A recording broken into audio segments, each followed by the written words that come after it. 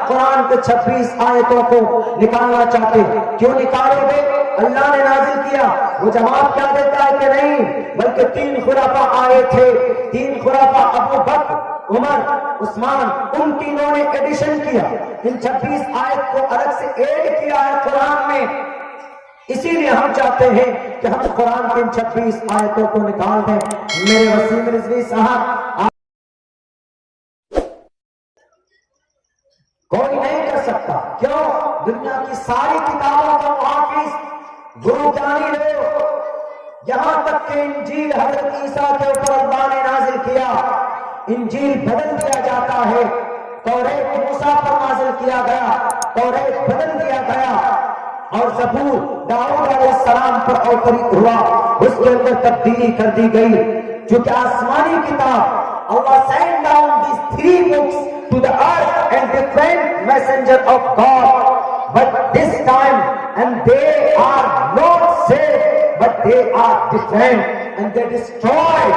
ساری کتابیں برباد ہو گئی، بدل گئی ہے، لیکن صرف ایک کتاب ہے قرآن، جو محفوظ ہے، اس لیے محفوظ ہے چونکہ اس قرآن کی حفاظت کی ذمہ داری اللہ نے خود اپنے سر پر لی۔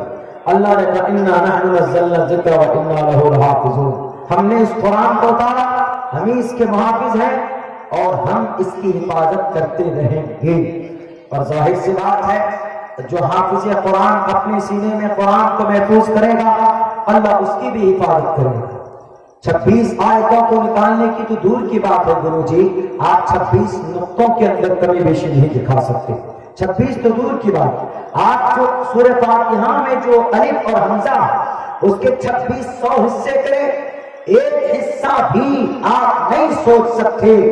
ارے ایک کفار مشرکین کے زمانے میں ایک بہت بڑا گرو جانی بیٹھا، 6 مہینے تک کمرے میں بند ہو گیا، لیکن الحمدللہ رب العالمین سے شروعات کی، بلکہ حروف تہجی کے الف سے لے کر یا تک اس نے غور کرنا شروع کیا، صرف با کے آگے جو اٹکا ہو، با کے نیچے نقطہ کیوں، اوپر کیوں نہیں نقطہ ہے، اس بات پر 6 مہینے گزر گئے اور اس نے ہار مان لیا، اور اس کے بعد سمجھ میں نہیں آیا، اس نے کہا کہ I can't find anything، ہم کوئی بھی چیز اس کے اندر نہیں پا سکتے، ہم عاجز ہیں، ہم کچھ کر نہیں سکتے۔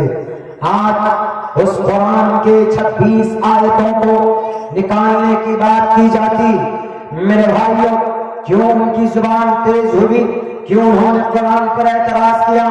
ہمارے مسلمانوں کے اندر جو کھلبلی مچانے کی انہوں نے کوشش کی، لاکھ کوشش کر لو، تمہاری تو یہ بھی کی بات، 1980 کے اندر بھی ایک نوحنجار کھڑا ہوا تھا جس نے سپریم کورٹ میں قرآن کریم کی کئی آیتوں کے خلاف پیٹیشن داخل کیا تھا۔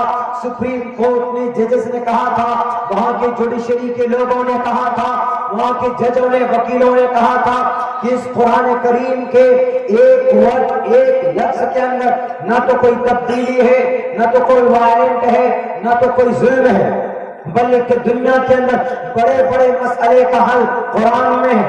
قرآن کے اندر کورونا کا علاج، قرآن کے اندر دنیا کی سب سے بڑی مہاماری، چائنا سے نکلنے والی بیماری کیا کورونا، قرآن میں اس کا علاج ہے۔ کورونا سے بچنے کا سب سے بہتر طریقہ کیا، سب سے بہتر دوائی کیا؟ واش یور ہینڈز، آپ اپنے ہاتھ دھوئیے۔ اور اللہ نے قرآن میں 1450 سال پہلے کیا کہا؟ یا ایھا الذین آمنوا اذا قمتم الی الصلاۃ فاغسلوا وجوہکم وایدیکم، اپنے ہاتھوں کو دھوئیے۔ ہمارے نبی نے اور ایکسپلین کیا، محمد رسول اللہ نے کہا کہ جب تم کھانا کھانے جاتے ہو تو اپنے ہاتھوں کو دھو لو، اور جب تم سونے جاتے ہو تو وضو کر لیا کرو، اور جب تم کوئی کام کرتے ہو، کوئی سامان کو چھوتے ہو تو ہاتھ کو دھو لیا کرو۔ Wash your hands with the clay, مٹی سے اپنے ہاتھ کو دھوئیے، مٹی سے، صابن سے نہیں، مٹی سے دھوئیے۔ ہمارے نبی نے کہا 3 مرتبہ اگر ایک وضو میں آپ اپنے ہاتھ کو دھوتے ہیں، 15 مرتبہ آپ ایک دن میں اگر ہاتھ کو دھوئیں گے تو کورونا آپ کے قریب بھی نہیں بھٹکے گا۔ کورونا کا علاج کس نے بتایا؟ قرآن نے بتایا۔ کب بتایا؟ 1450 سال پہلے بتایا۔ قرآن پر اعتراض کرنے والوں، قرآن کو پڑھنے کی کوشش کرو، اگر کہیں پر ایک لفظ میں کوئی تبدیلی، یا ایک لفظ سے انہوں نے کیا کہا؟ وائلنٹ ٹیچنگ ہے. وائلنٹ ٹیچنگ کا مطلب اس کے اندر ظلم زیادتی کی تعلیم ہے. ظلم کی وائلنٹ مطلب ظلم تشدد. وائلنس ٹیچنگ ہے قرآن میں. کہاں پڑھا جی آپ نے وائلنس ٹیچنگ ہے قرآن میں؟ کس جگہ پر، کون سی لائن میں، کون سی آیت میں؟ قرآن میں وائلنس ٹیچنگ نہیں ہے. قرآن میں پیس ٹیچنگ ہے، امن ٹیچنگ ہے. ٹیچ مینس گائیڈ کرنا، پڑھانا، بتانا، ہیلپ کرنا، مدد کرنا، اندھکار کو توڑنا. وائلنس ٹیچنگ یہ الفاظ ہیں اس بندے کے. اس کا نام آپ اور ہم بھی جانتے. ویڈیوز کے اندر آپ نے ان کے بکواس کو سنا ہوگا. ان کا نام وسیم رضوی. وہ شیعہ وقف بورڈ کے چیئرمین رہ چکے ہیں. ہمارے مسلک شیعہ سے تعلق رکھنے والے علماء کرام نے ان کا بائیکاٹ کیا ہے اپنے مذہب سے، اپنے مسلک سے. لیکن ان کی جرأت کیسے ہوئی قرآن کریم پر اعتراض کرنے کی؟ اگر ان کو اعتراض کرنا تھا تو گیتا پہ بھی کرتا، ان کو اعتراض کرنا تھا بھوشیہ قرآن پہ کرتا، ان کو اعتراض کرنا تھا رامائن مہا بھارت پہ کرتا، ان کو اعتراض کرنا تھا تو بائبل میں مرقس لوقا یوحنا برنیاس میں کرنا تھا، ان کو اعتراض کرنا تھا تو آواز کھاؤ دساتیر میں اعتراض کرتے. لیکن انہوں نے صرف 7 لفظوں میں 26 آیتوں کو قرآن سے ریموو کیا جائے، قرآن سے ہٹایا جائے. کیوں جناب؟ کیا دیکھا آپ نے اس میں؟ اس لیے کہ مولانا اس قرآن کریم کے اندر، بلکہ سپریم کورٹ کے سامنے انہوں نے وجہ تسمیہ بھی رکھی، وجہ پیٹیشن بھی انہوں نے رکھی. اس لیے کہ قرآن میں جہاد ہے. قرآن میں وجاہدوا فی اللہ حق جہادی. قرآن میں عورت کی ترقی کے اوپر روک ہے. وقرن فی بیوتکن. قرآن کریم کے اندر ہاتھ کاٹنے جیسے زبردست خطرناک سزائیں، السارق والسارقۃ فاقطعوا ایدیہما. قرآن میں زانی کو سنسار کرنے جیسے ایک خطرناک قانون ہے. الزانیۃ والزانی فاجلدوا. قرآن کریم کے اندر therefore I decided to remove 26 verses اور قرآن کریم، ہم قرآن کے 26 آیتوں کو نکالنا چاہتے. کیوں نکالو گے؟ اللہ نے نازل کیا. وہ جواب کیا دیتا ہے کہ نہیں، بلکہ 3 خلفاء آئے تھے، 3 خلفاء ابو بکر، عمر، عثمان، ان تینوں نے ایڈیشن کیا، ان 26 آیت کو الگ سے ایڈ کیا ہے قرآن میں. اسی لیے ہم چاہتے ہیں کہ ہم قرآن کی ان 26 آیتوں کو نکال دیں.